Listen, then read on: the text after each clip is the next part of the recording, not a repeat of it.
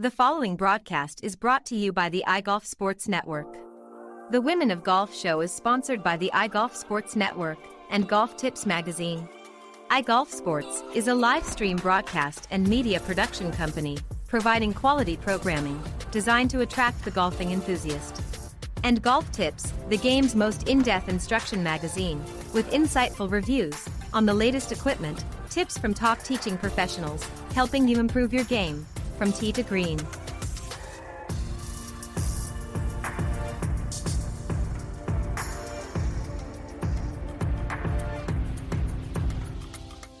Good morning, welcome to the Women of Golf, the #1 women's golf show around the world, with host Ted Odorico and Cindy Miller.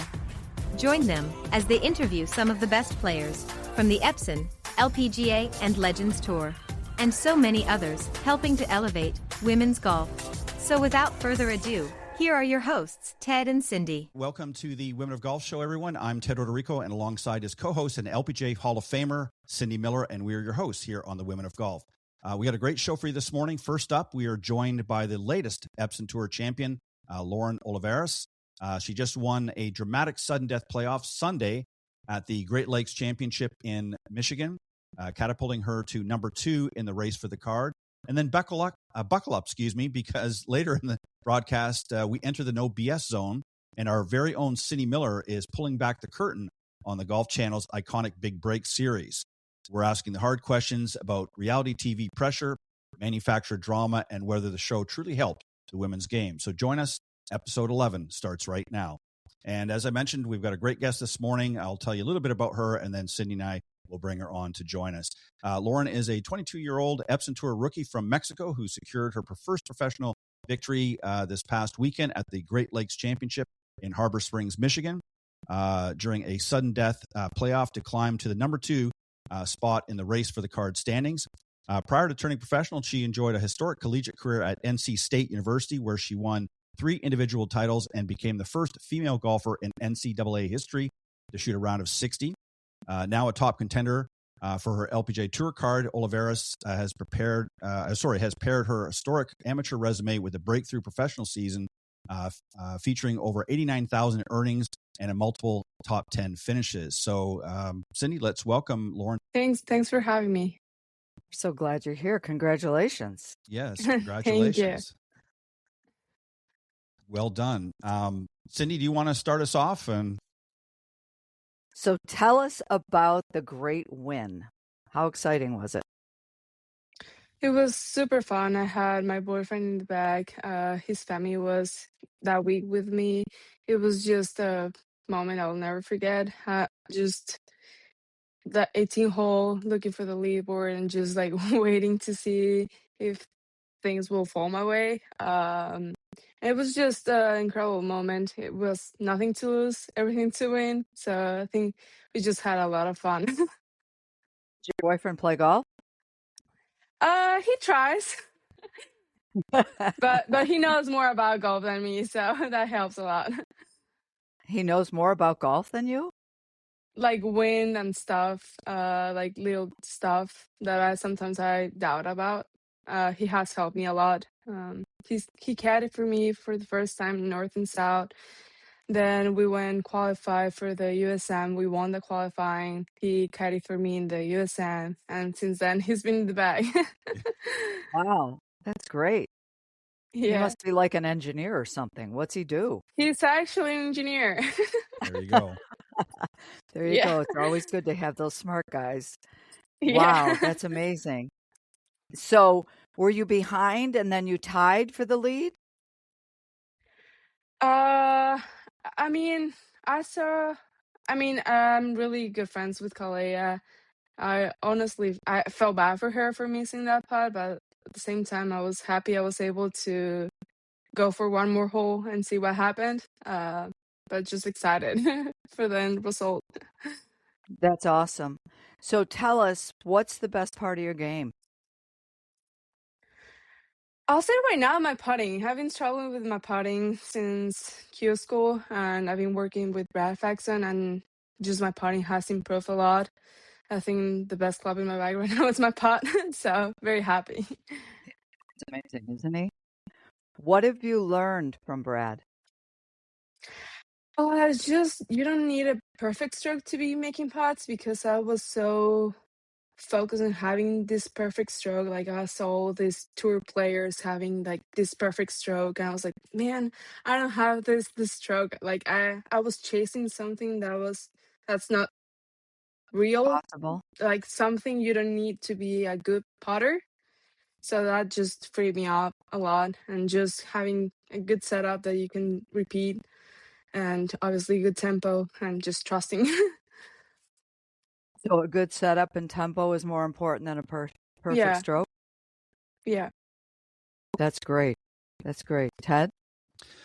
Yeah, I couldn't have picked a better person for you to pair up with on putting. Brad Faxon, of course, was one of the top putters on the PGA Tour for many, many years, and he's just really, really perfected that yeah, aspect of the game. So he's a good one to pair yeah, up with. So yeah, good. yeah, And kudos to your boyfriend for stepping up and helping you out in the bag. That's pretty exciting. That can be challenging.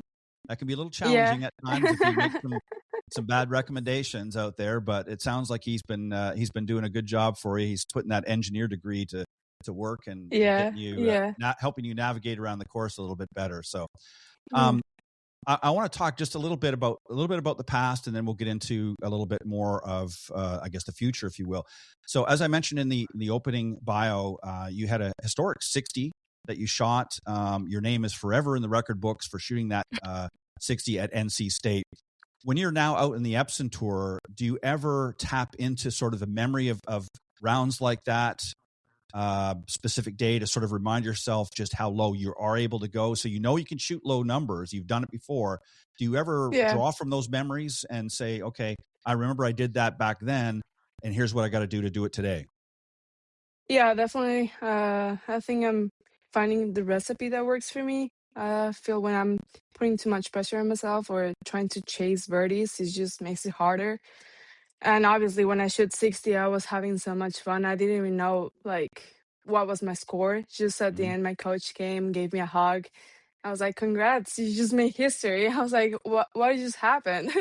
I think just the key for me is have fun and just be present, shot by shot. Yeah, I couldn't agree more. And it's funny when you listen to a lot of professional players and they talk about when they are at their best, it's almost like they don't think about it. It's Yeah, almost you like they're just right. Like they perform. just go, yeah, That's they all. just go out and do it. They've got a game plan. They focus on that. They don't think about anything else. They don't care about the scoreboard. All of Yeah, that stuff that goes on. They're just out there shot by shot. And the next thing you know, they're, oh wow, I didn't know I shot a 60, or I didn't know I'm now got the yeah, lead or something like that. So I think that's, a very good lesson that a lot of our amateurs could draw from that. yeah. So you made a transition, making the jump from a standout collegiate career at NC State to now as life as a professional. That can be a sort of a massive shift, if you will. What has been the biggest surprise or the hardest adjustment for you during your first year on the road? Honestly, I've been enjoying more pro life than being in college. I find it more fun just focusing on golf, not having to do homework or study for exams, just playing golf what I love. I mean, my boyfriend slash caddy, he travels with me, and I think that's been a huge thing that has helped me transition from college to pro life. And I've been having so much fun in the road with him, getting to know the US, different places, different coffee shops, just finding the small things that make life easier and I mean, I've been just having a blast. Well, and I think that's good.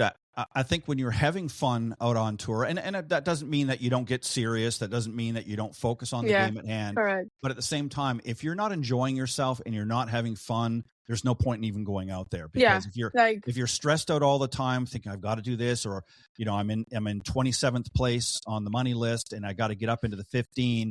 Otherwise, I'm not going to get a chance for I'm not going to get yeah, my tour card. If you're focusing on correct. that the whole time, I can pretty much guarantee, with a few exceptions, you're not going to make it up into that Yeah, 15, because you're going to be so hyper focused on that you're going to make a lot of mistakes. And going to yeah. what we just talked about, you're not really out there having fun anymore. So you had a final round charge in this past weekend's event. You entered the round in Michigan trailing, but fired a brilliant 6 under 66 to force the playoff. What was the game plan going in on Sunday? And at what point in the round did you feel like the trophy was within your grasp? We started the round like we have nothing to lose. Just stick to the plan, have fun, and whatever happens, happens. I didn't start my first 5 holes great. I remember 6 hole. My boyfriend gave me an uncrossable. I uncrossable. I was like, okay, it's game time. Time to play. Um, Made a birdie there, and I think that just kept like helped me to start the momentum from there. I honestly didn't know like where I was in the leaderboard.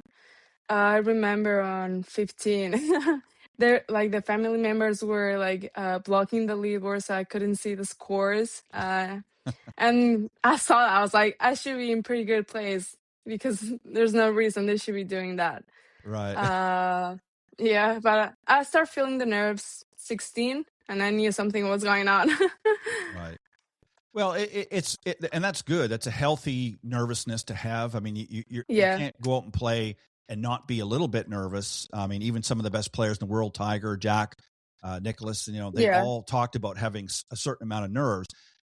When it's debilitating or crippling nerves, then that's a little bit different yeah. story. But it's good to be a little bit nervous out there.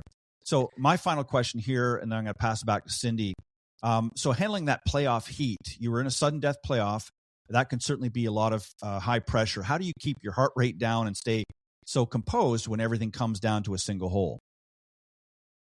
I think I just went with the mentality. There's no reason to change the way I play. No reason to try to be another golfer. I'm not. Just play my game. The same routine as always. I went to the pro shot. I had 174 to the pin, 6 iron. Felt the shot. I knew it was gonna be good. Then the pot, the 4 footer pot I had for birdie, I was like, yeah, it's just another pot. There's nothing else to make it bigger than that. And I think just trying to calm myself is just golf. Nothing bad's gonna happen. Real quick follow up, and then Cindy, I'm going to give it back to you on the because the playoff was on 18. Did you play it the same way as you did during the regular round? Same Yeah, clubs, that sort of thing. So yeah. It driver was the six. same. So it's just Same. like repeat and rinse, as they say. Yeah, Okay, correct. good stuff. Cindy, go ahead. Awesome. Is your boyfriend from Mexico? No, he's from Raleigh. That's awesome. So you went to school together. You met at school? He went to NC State as well, but no, we met at a basketball game. Cool. Very cool. What do you guys do for fun? We love to work out together. We love also to find a good coffee shop. He also comes with me when I go practice, so that's fun. He keeps it fun for me, and I think he just makes it easier being on the road. Totally. Totally. Because otherwise Yeah, it's pretty lonely. yeah, Very lonely. yeah. Um what do you love about being out there on tour? Just following my dream. Like since I was little, I've always dreamed of being an LPGA, winning a major, and I think things are falling my way right now. I have a great team. My coach Morales, he's been there with me since the beginning. My sponsor Neil Curry, he's been helping me since junior in college, and I think just finding like right people in my team. That's being. I'm just so grateful I have the right people around me. When did you start? How old were you? I started playing when I was 3 years and a half. I was so Wow. little. Wow. Do your parents play? Not really. My dad learned golf from the Tiger Woods book. My mom gave him that book so he could like learn something and teach me. Oh my gosh. Where in Mexico did you grow up? Celaya, Guanajuato. It's like 3 hours from Mexico City, pretty much in the center of the country. When I was at the University of Miami, we were invited, Mary Lawrence and I were invited to the Mexican Amateur, and we went to the Mexican Amateur in Oh Mexico yeah, City. yeah, Yeah, that yeah, was fun. yeah. The That's people a we stayed beautiful with golf were course. awesome. Yeah, Yeah, yeah. I think it was great. I think the tournament's still the same place. Wow. Yeah. And my husband played on the men's tour, and he won the Guadalajara Yeah, it's a beautiful Invitational. golf course. Yeah, Yeah. yeah. It's That's beautiful awesome. there. Yeah, very cool. So, how long do you practice on days you have off? I if I have off, like Mondays are my day off, Yeah, I do yeah. nothing. I just for coffee shop, stretch, and that's it. Like think being You on the got to road, go you do stupid. need, Yeah, yeah, you gotta give your body a cool. rest. Yeah. Yeah. Okay, so Tuesday, what do you do on Tuesday? If you're at the event, what do you do? Uh, the event I normally go play 9 holes, and then I keep it short, wedges, like 15 minutes of technique with long irons, do some drivers, and then I do line work with my putting. I check my setup is correct, speed work, and I'll finish with chipping 10 to 15 minutes, and I'm ready to go. And Wednesday, then you're Wednesday, in the I'll pro-am. just Wednesday prime, play 18 holes in the car. That's all I have to do for that day. Then Thursday, if I still feel I need to go see some holes, I'll walk to those holes, tee shots. But I think the most important thing is just chip around the greens, get the right speed, and just try to keep yourself as rested as possible since we're in the road week by week. Do you take weeks off? I wish I did, but I don't. I probably at the end of the season, I'm probably gonna take 1 week off. It's gonna be hard for me. I feel as golfers, we always need to be doing something. I hear you. Like, no, no, no, I need to do this, Yeah. right? Yeah. Again, I get it. I get it. Um, do you stay in hotels or Airbnbs or I private prefer housing? staying on Airbnbs. It just makes it easier to cook your own food. Like we're staying in a hotel here, it's kind of hard to find the food I like. But yeah, Airbnbs just because I like to cook and get my own food. What would you tell a young girl between the age of 13 and 15 who thinks they want to play, who might be in a slump, and how hard it is to do what you're doing? What advice would you give her? I think at that age, it's just finding the weakness in your game. Okay, like I gotta work on, I don't know, my wedges. Just finding a routine that helps you because I feel at that age I was kind of lost. I didn't know what to do. I just went to golf course practice without a structure, and I think that's big part I've learned that I needed that structure there. I could have played so much better in college with a structure that I just have no knowledge about having a good plan to follow and just find if you love being on the golf course, you love being in nature, listening to music in the range. It's just do you like being in the course? I mean, you gotta find if you like it or not. If not, if you sort of like it, it's gonna be really hard in if you want to play professional. Tell us about structure, like wedges, practicing wedges. Give us an example of structure practicing. Before the day, I do have my diary. That's like notebook. I write everything I have to do for the day. For wedges, I have a clock system for every wedge from my 62, my pitching wedge. Um, I do combines. Um, then obviously irons. You want to be dispersion. You want narrow your dispersion. Driver. Obviously, you need perfect driver on tour. Putting, you gotta have a good start line, good setup, good speed, and be able to read the greens. Chipping, be able to hit a high shot, low shot, stock shot, and bunkers.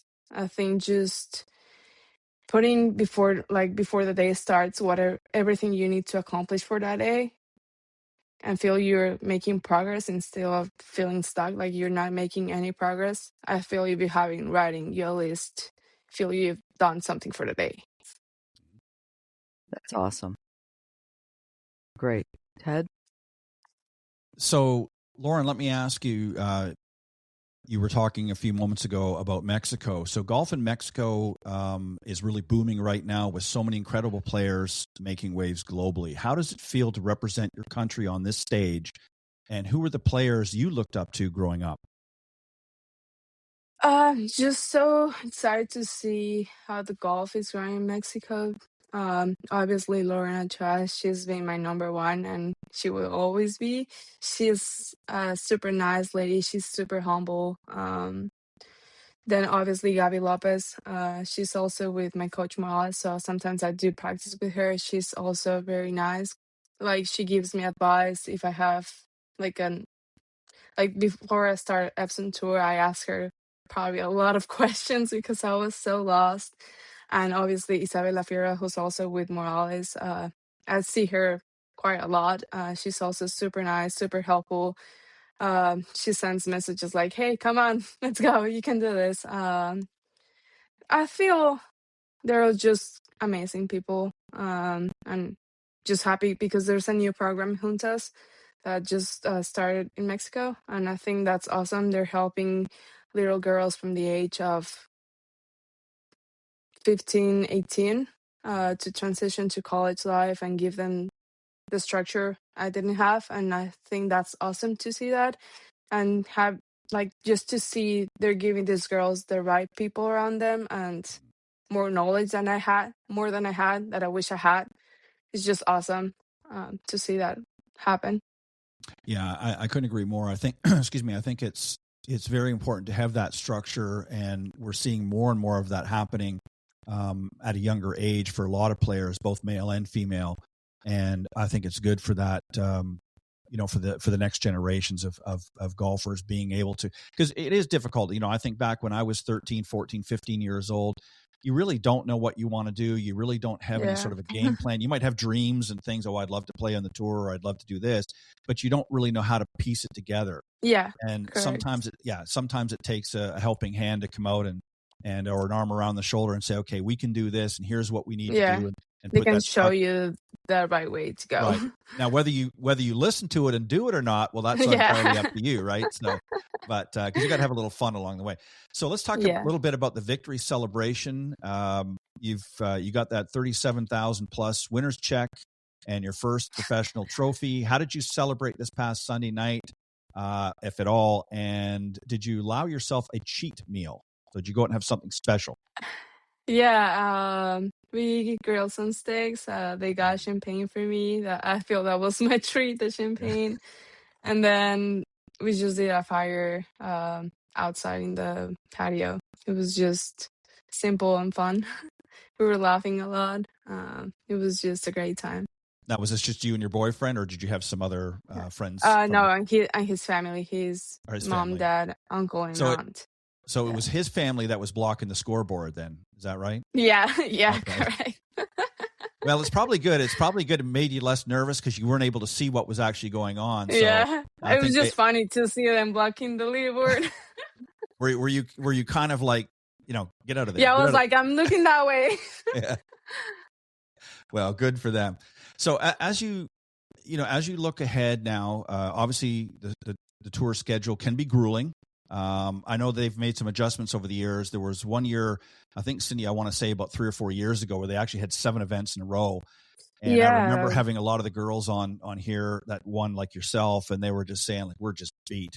And they realized that they had made a mistake, and now they do about 3, maybe 4 events at the most, and they take a couple of weeks off and stuff. So you do get some breaks in between.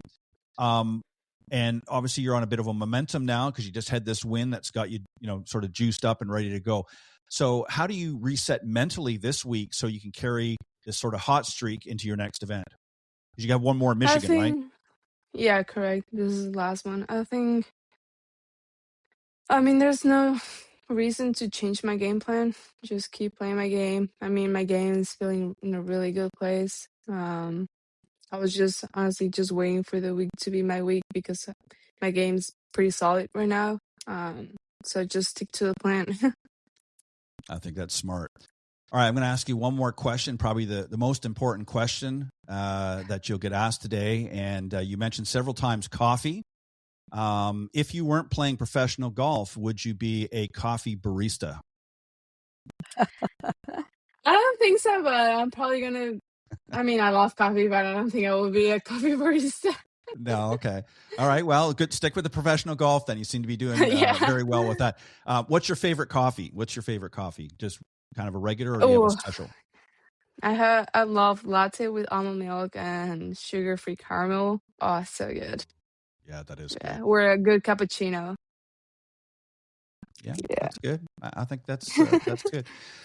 Well, Lauren, thank you very much for joining us this morning. It's interesting. Congratulations again on your win this past Thank you. week, and good luck going into this week. And tell your other half, your partner, Yeah. and to keep doing a good job on the bag. It sounds like he's got you going down a good path. So we wish Yeah. both of you the good luck this week, and Thank much you. continued success too. And I hope you come back and join us again on a future show. We'll appreciate Yeah, it. hopefully.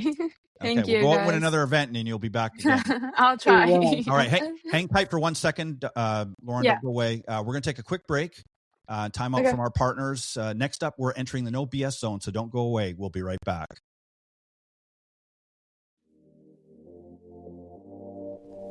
Hi, I'm Karen Jansen, LPGA Master Teaching Professional and National Academy of Sports Medicine Certified Personal Trainer, and I'm very excited to share with you my Cardio Golf online subscription. Professional golfers know the importance of athletic development for golf. As a recreational golfer, you might not have the time to train like an elite athlete, but by simply adding a few golf-specific exercises and swing drills into your daily routine, you can dramatically improve your game, and you can do it at home with Cardio Golf. I have various pieces of equipment to help you train indoors, away from the golf course, like the Cardio Golf Shorty Club. This club is short so that you can swing inside. You're not going to hit the ceilings or the walls. The Cardio Golf Slope. This is great to simulate an uphill and a downhill lie. You know, the ones that you get on the golf course, but there's nowhere ever to practice. We also use this as a fitness step. I also have various pieces of equipment from Golf Gym, like the Powerball and the Power Bands, to help you improve your strength and flexibility. Join me every week as I take you through workouts that are going to help you shape your swing and trim your score. Start a free trial today. Go to cardiogolf.com. Welcome back. And we just want to, before we step into the No BS zone, we just want to once again thank our very special guest, Lauren Oliveras, for her win in Michigan this past weekend. We want to thank her for joining us this morning and sharing a little bit of insight into not only the win, but also her life and journey as she becomes a professional golfer. And we'll see where she goes from there. But it was a very interesting conversation. I hope you check it out a little bit later on. All right, we're going to talk about here, Cindy, on the No BS Zone. I thought about this long and hard over the weekend. I thought what would be a good discussion. And we're going to talk about your journey through the Big Break, which was hosted on the Golf Channel for many, many years. And this particular one that you were in was Big Break 3, ladies only. And that was 25 years ago, I guess. And the topic for today is the Big Break illusion, real opportunity or reality TV exploitation. So we're going to talk about that. So first off, we're going to talk about your motivation to audition. So you've said before that after losing your LPGA Tour card, you felt like one of the worst of the best players in the world. So when you applied for Big Break 3, ladies only, you were generally searching for a second chance at tour life, or was it purely to prove something to yourself? The only reason I applied for the show was to learn how to play under pressure, because I was trying to play on the Legends Tour. So I had called the Legends Tour, which is the senior tour for the LPGA, right, and asked if I could play. And they said, where do you sit on the career money list? And I was like, oh, that list. So I was way down the list from 25 years ago when I played and lost my card. And they said, well, you have to qualify. And my dream and goal was to win a tournament on the Legends Tour. So I had to always qualify to play in a tournament on the Legends Tour. So I was practicing, and I was playing in what is now the Epson tour. So when I would go tee off on an Epson tour event, the girls were like, "Oh, is your daughter playing?" I'm like, "No, it's me." So because I was 48 at the time, right? Yeah. And I would kick their butts. In fact, the first tournament that I played in, I was leading after the first round. It was 48 degrees and pouring rain in Connecticut. Wow. And those are the girls that said, "Who's playing, your daughter?" And I'm like, "No," as I kicked their butts, right? Yeah. Anyway, so when I got the email from the Golf Channel that said that there was going to be this reality show, I had seen Big Break 1. This was going to be Big Break 3. And the little voice in my head said, "You should apply to be on this show." And I was reading the thing, and I'm like, "No, this is ridiculous. I don't want an exemption on the LPGA Tour." Then the little voice said, "Well, excuse me, but we both know you want to win a tournament on the LPGA Tour. You need to be on this show to learn how not to choke your guts out." Mm-hmm. Oh, good point. And we both know that if you were tied for the lead and had to hit a shot over water with thousands of people watching you, you'd puke and choke your guts out. Yeah, you're probably right. Well, then apply to be on this show. So then I applied to be on the show. Then I forgot that I applied to be on the show. And like 3 months later, I got a call from the Golf Channel and said, "Hey, it's the Golf Channel. You applied to be on the show. Do you want to audition?" I'm like, "Oh, where is it?" "Well, there's one in LA and there's one in Orlando." I'm like, "Well, I'm not flying to LA. Right. And where's the one in Orlando?" "Oh, it's July 1st. I'm like, "Well, let me call you back tomorrow. I don't know." So I looked. I didn't have to work that day. I could get a round trip ticket for $200 and I could stay at my brother's house. So I looked at Alan and I go, "What do you think?" Because then I knew that we were going to have to open the closet doors to our life. And that's when he had just gotten done drinking and trying to commit suicide. And did we want to open all the closet doors to our life and tell the whole world what had happened? And he said, "Go for it. I don't care. Do what you want." Right. So I did. The only reason I did the show was to learn how not to choke. Yeah. So there. Yeah, I remember watching that Big Break 3, and I remember that was the first time I'd ever had seen you. And yeah, you were the mama bear for sure out in that show. I mean, it was good, and I'm going to have to dig up the old archive of that and watch that again. It's still on Peacock or Golf Channel or Golf Pass or wherever it is, but it's still, you can watch it. So when I went and I, again, token old lady, here you are against all these 20-year-olds. And I had practiced those short game shots, knowing when it comes to long drive, you don't have a chance. Yeah. Again, with Pam and Danielle. And I was practicing, and Alan had said to me, as far as the Legends Tour, this has nothing to do with your golf swing. This has everything to do with your head. Yeah. And until you get your head screwed on right, you're never going to win anything. So, of course, I wanted to punch him in the face, but he played on. He's a past champion life member of the PGA Tour. I know he knows what he's talking about. Right. So I knew that I needed to learn how not to choke. And the first tournament back after the show, on the Legends Tour, they gave me a sponsor exemption. I had written to that tournament 3-4 times before, never got a sponsor exemption. Nothing. Yeah. And so, I wrote here we go again. I'm going to try to write for an exemption. Well, they gave me one this time because everybody had watched the show. So this time I didn't have to go there and try to qualify. Alan and I could fly there together, and ended up birdieing the 17th hole on the last round and walked to the 18th tee, tied for the lead, having to hit a shot over water with thousands of people watching me. And once, after I birdied the hole, it's like the little voice in my head says, "That's why I told you to apply for the show." And then I started to cry, and I was like, "Stop it, you wuss." Suck it up, Buttercup. You got to hit the shot. So I knocked it on the green on 18. I two-putted for par. Everybody went crazy because they knew who I was because I had just been on this show for 12 weeks. So they said, "Well, stay around because you're probably going to be in a playoff." And my friend birdied 17. She ended up winning by 1. So it's like, up and then down. Yeah. But the point was I defeated my demons, and I proved to myself the dream that I had when I was 17 years old To be a star on the LPGA tour wasn't going to be a nightmare that was going to haunt me for the rest of my life. So the point was, that's why I wrote this book. It's never too late to take another shot. At 49 years old, I finished second on the money list on the Legends Tour. Yeah. So they said, you're not good enough to be here. Well, kiss my butt, ladies. Guess who's good enough now? So that's, again, why my whole thing in life, they've always told me I'm not good enough. Yeah. You can get good enough. Yeah. You just have to put the effort in. You have to get your mind right. And Alan was exactly correct in his analogy. It's not about whether you can strike the ball perfectly or not. It's about what goes on between your ears. Whether you're going to be successful. All right, let's move on here. The drama factor. There was a lot of that on Big Break 3.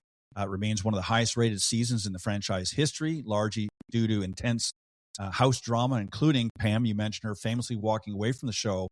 From a no BS perspective, how much of that hostility was organic tension from the pressure, and how much do you think was amplified by producers putting a bunch of hyper-competitive athletes in one house? Do you think it was a combination of both, or was it? It was all natural. It all happened by itself. And it was the truth. And it was Danielle. Mm-hmm. And unfortunately, I don't know where she is or what she's doing. And it was all brought on again, because we were all in the same house, right? Sure. But it was all personality instigated. And I was like, Yeah. So yeah, that's a pressure cooker. Let me tell you. Danielle ended up going to the emergency room. Yeah. In the middle of the night. Yeah. It was ridiculous.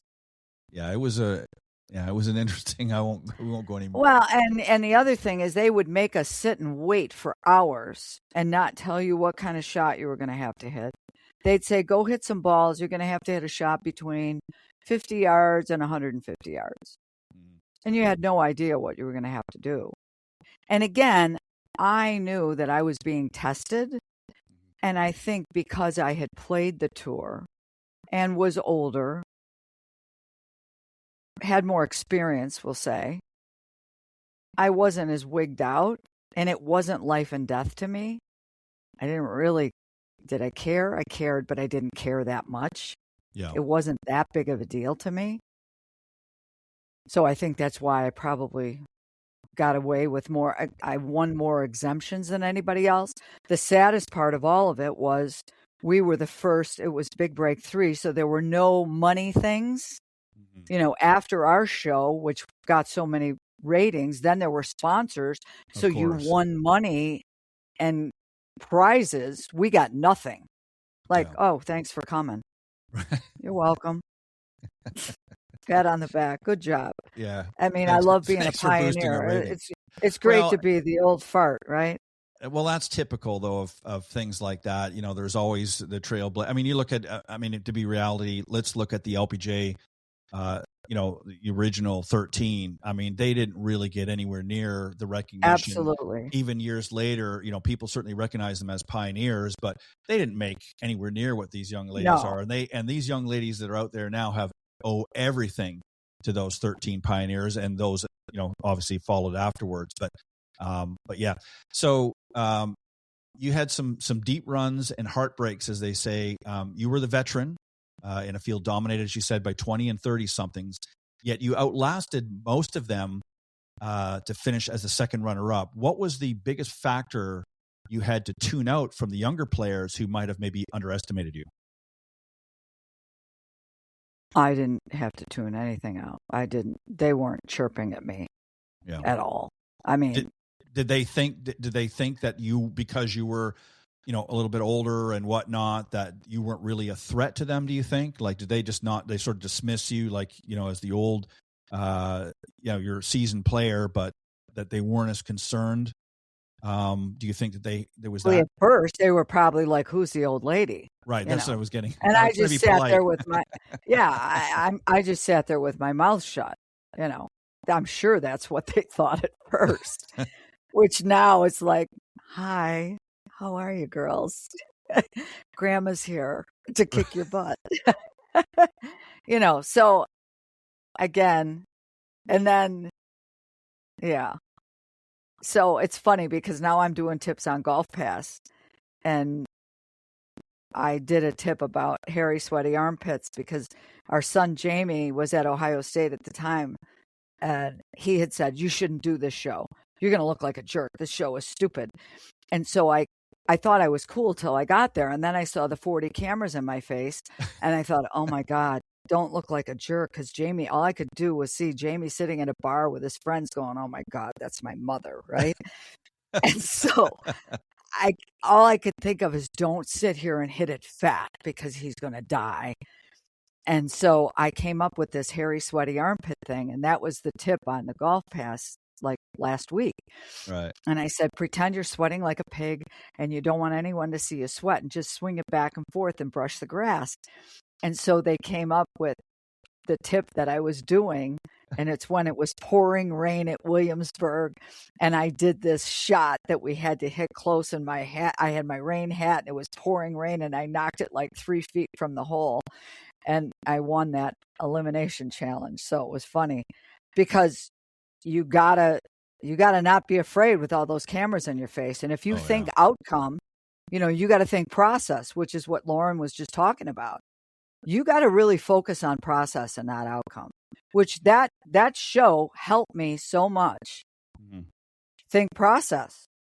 Yeah. And that's, no, I don't care where you're playing, whether how many times, to our listeners, how many times have you been playing and your friends say, if you just par the last 3 holes, you're going to shoot the lowest round of your life, and you go bogey, bogey, double, right?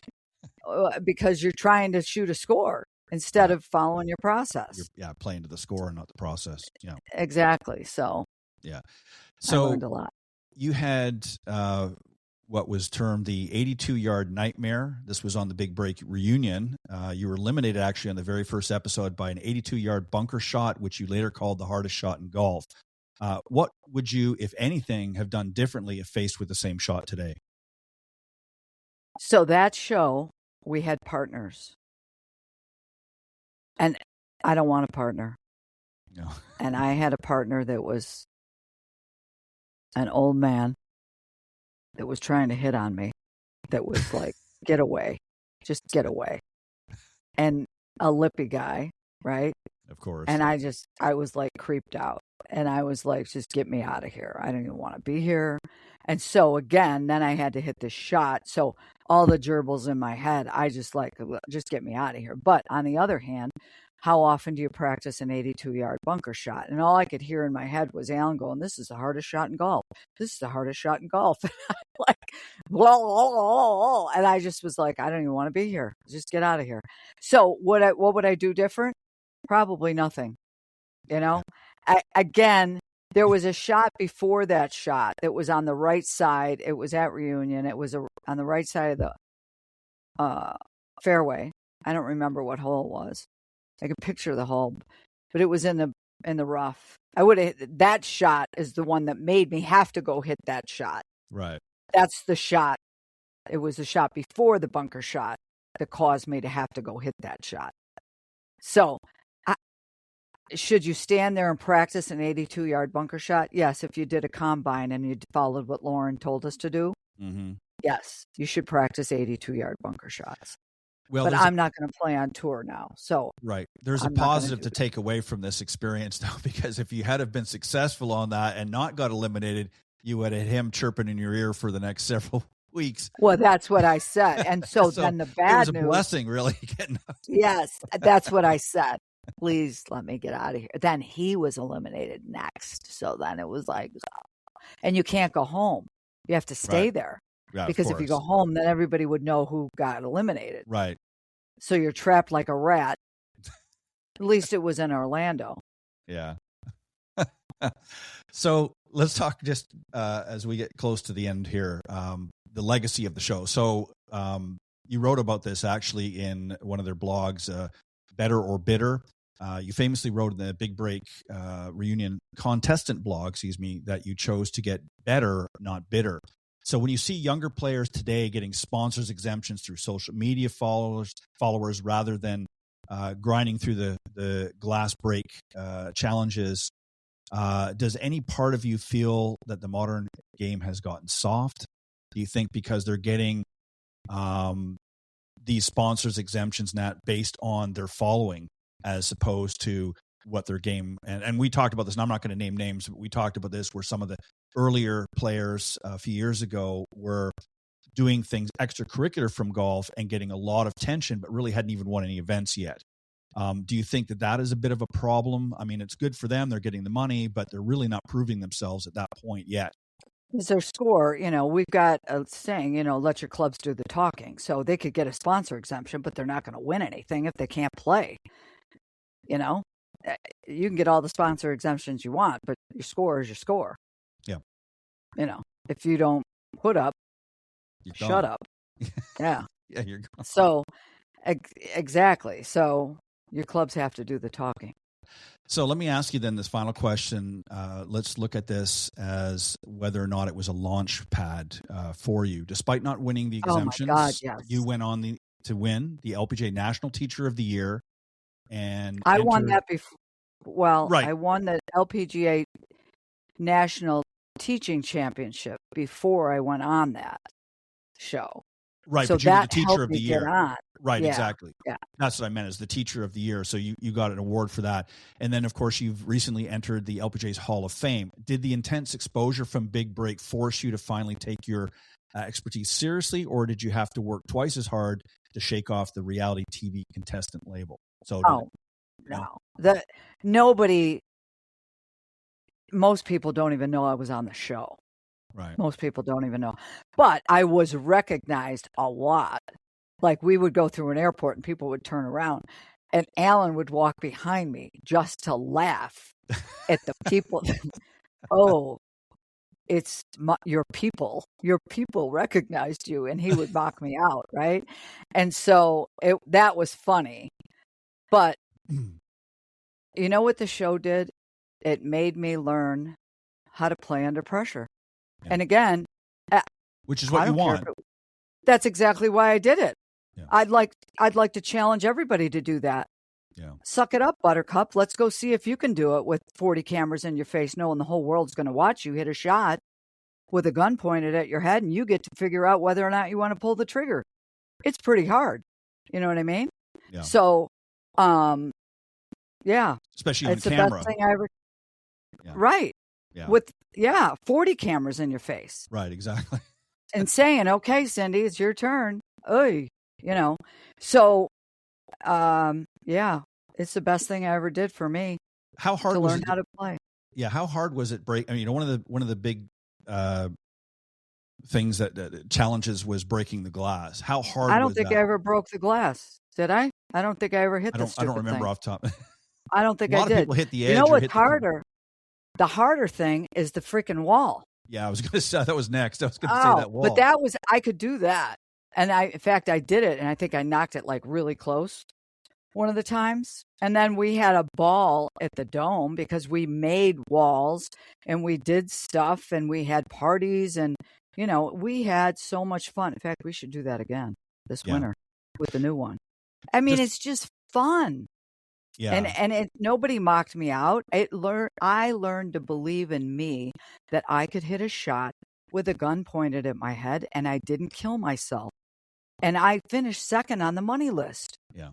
That's a big deal when they said I wasn't good enough to be there. Yeah. Huge. Yeah, exactly. With all the women that I used to play against, the only person that beat me was Kitty Robine, Catherine Young. I beat Nancy Lopez. I beat Jan Stevenson. I beat Joanne Carner. I beat Kathy Whitworth. I beat everybody. Yep. I never did that when I was little. So there. I think it's like anything. As we mature, some people have. I look at a lot of the players, LPGA or PGA, who won very early on in their careers, like very quickly, and then didn't sort of fizzled out, and then others that sort of took a more gradual route and then ended up finishing a much more solid career. I mean, John Daly comes to mind. Look how successful he became very early on, but then look at him now. And it's not a knock against him, but he fizzled out and had a lot of demons that crept in later on in his career. But he had money thrown at his feet for years, and he literally, in my opinion, blew it. because he could have been, considered one of the best players on tour just because his short game and all aspects of his game was so sound. But he didn't have, I don't think, the personality, but he didn't have the maturity at that time to handle it, or just didn't care. Maybe he didn't care enough. I don't know. Maybe he didn't really want it. It was just something he did, and who knows? He's doing other things. And again, I mean, I love the guy. He's a great person, but I think that he had a lot of things. It just goes to show, you have to really believe in yourself. And I think that was something for a long time that, from what I've heard from you over the years, that was something that you didn't believe for a long time, is that you could do it. And you proved it to yourself. Because I never did. I mean, I was a walk-on at Miami. You're not good enough to be here. My dad, you got 1 year to earn a scholarship or you got to come home. I'm not coming home. I graduated the number one player on the team, right? Right. All-American team captain. Okay, qualified for the tour. I missed the first time. I qualified the second time. Played for 3 years, lost my card, get married, get pregnant. Then my husband tries to commit suicide. I try to teach him to putt. And then I'm like, oh my God. And then we're going to get divorced. We don't get divorced. And then, there's a Legends Tour. Maybe I should play. Can I play? No, you're not good enough. How many times do I have to hear this? No. So then the little voice, maybe you should try. Okay. Maybe you should do this show. I don't know. Should I do the show? I think you should learn to do this. I think you should apply. What if you were tied for the lead? Then I apply for the show. I do the show. I come in third on the show. And then I get an exemption, and then I birdie the 17th hole, and then the voice goes, that's why I told you to do the show. Now you're tied for the lead. This was supposed to happen. Then I write a book. It's never too late to take another shot. My whole life was supposed to do this to help people learn, why don't you defeat your demons? Yeah. And then I'm winning the Ellen Griffin Award for teaching people how to take another shot. Yeah. Let's go look in the mirror and get better. Ta-da. That's well said. It really, when you think about how most people are afraid of failure. We all are. We're afraid. I don't want to look bad. I don't want to do this. But it takes a mountain of failures for just one success. But once you go through it and you get to that other side, and that doesn't mean you're not going to have more failures on the next level. But it's part of our growth. It's part of how we become better human beings. Is we're going to have some rough knocks along the way. It's the ones that give up on themselves and the ones that don't. If you look at people when they're walking down the street, I challenge you and anybody listening out there to do this. If you watch how people walk down the street, people with slumped, I'm not talking about they have physical, impediments, but slumped shoulders, looking down on the ground all the time. I will show you somebody that's still battling their demons, because people that are confident, that feel good about themselves, even though it doesn't mean they never have failures again, their shoulders are pulled back. They're looking straight ahead. They're looking around. They're experiencing, enjoying life. The ones that aren't are the ones that complain all the time, the ones that are unhappy all the time. And we see that in today's society in every walk of life, not just in professional golf. And you've got to be able to overcome those demons. And that little, Cynthia, Cindy, whoever it was on your shoulder, Cynthia, said you need to, take a look in the mirror and suck it up, buttercup, as you always say, and get out there and do it. And you've done it. Yeah. You've become a success. And that's why I'm here to help other people do the same thing. So if you choose to take another shot, Cindy at cindymillergolf.com, and I will help you do it. What a great way to end this segment. Thank you very much for being good about talking about Big Break. There was a lot of good things on there, and I know there's so many other things we could get into, but unfortunately we don't have the time. Maybe we'll have a conversation again on another show where we'll continue that dialogue. But all right, what an unbelievable episode today on season 13, episode 11. A massive thanks to Lauren Oliveras. Congratulations again on her massive breakthrough win at Michigan. And we cannot wait to see her out in the LPGA Tour very soon. I think she's going to make it out there and be a shining star. And, of course, a huge thank you to our very own Cindy Miller for keeping it completely real in the no BS zone, as always, and giving us the true, unfiltered story behind the Big Break. All right, watch the video broadcast of the iGolf Sports YouTube channel and Spotify, or catch the audio on Spreaker, Apple Podcasts, or whatever platform of your choice. Make sure to subscribe to the podcast, leave us a 5-star review, and follow us on social media channels to stay updated on everything happening in the world of women's golf. On behalf of LPGA Hall of Famer Cindy Miller, I'm Ted Odorico. Thanks for joining us. We'll see you next time on the Women of Golf.